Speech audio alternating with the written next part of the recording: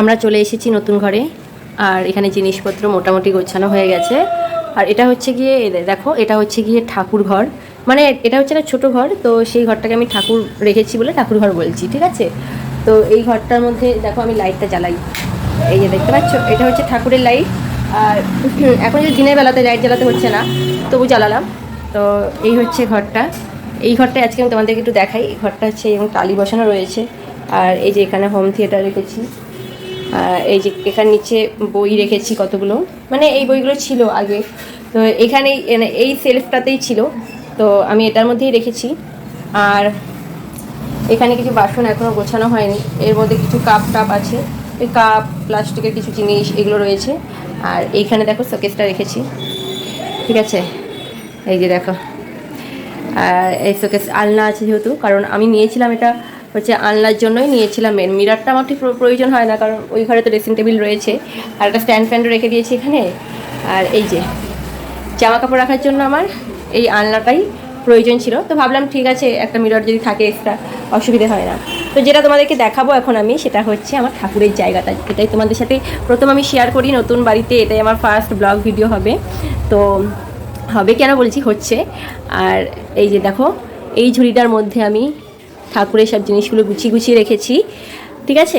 আর এই ঠাকুরটাকে আমি জল দিতাম রোজ, শিব ঠাকুরটাকে, তো সেটা এখানে রেখেছি। সিংহাসনে রাখিনি কেন, এই ঠাকুরটা সিংহাসনে রাখিনি, হচ্ছে শিব ঠাকুর নাকি সিংহাসনে রাখতে নেই, বাইরে রাখতে হয়। তো আমার আগের ঘরটাতে জানলার, মানে এই যে জানালার বাইরে একটু সানসেট ছিল, তারপরে যে গ্রিলটা ছিল, মানে এই যে গ্রিলটা ছিল, তো আমি এখানে তো সেটা পাইনি।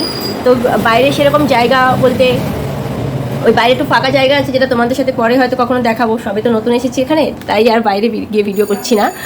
কিন্তু সেখানে শিব ঠাকুরটাকে রাখার মতো আমার ঠিক হয়নি, তো ওই জন্য আমি পাশের সাইডে এই জানলার কাছেই দেখো, জানালা এই যে তার নিচে ঠিক ওই একটা জল চৌকি কি না কি বলবো, এটা ছোটো চৌকি টাইপসের রয়েছে, তো ওইটার উপরে রেখেছি। আর এই যে আমার ঠাকুর সরস্বতী, মা সরস্বতী, মা লক্ষ্মী, শিব ঠাকুরের মানে শিবলিঙ্গ রাখতে নেই, কিন্তু শিব ঠাকুরের ফটো রাখা যেতেই পারে। তো এই হচ্ছে ঠাকুর। আর এই যে ওপরে আমার মা লক্ষ্মীর মানে রয়েছে।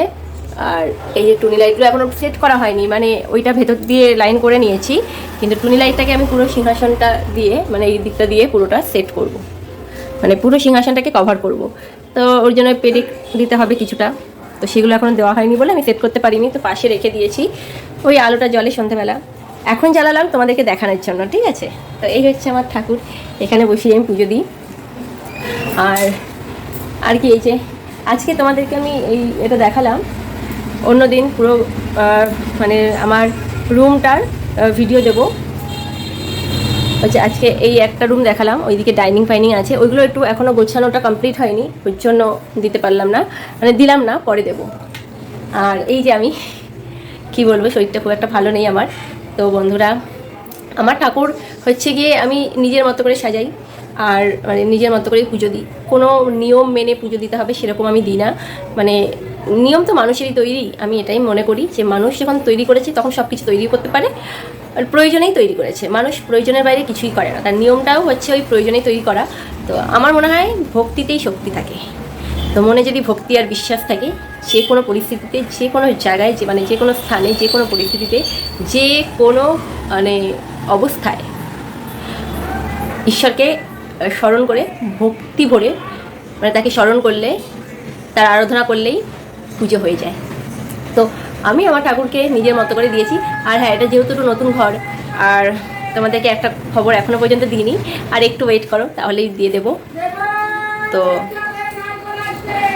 হচ্ছে গিয়ে একটা নারায়ণ পুজো করব ঘরে, সেটা একটা প্ল্যানিং আছে। তো ওইটাও হচ্ছে ওই মানে এই সামনের, হ্যাঁ এই উইক, মানে নেক্সট উইকের দিকে করব।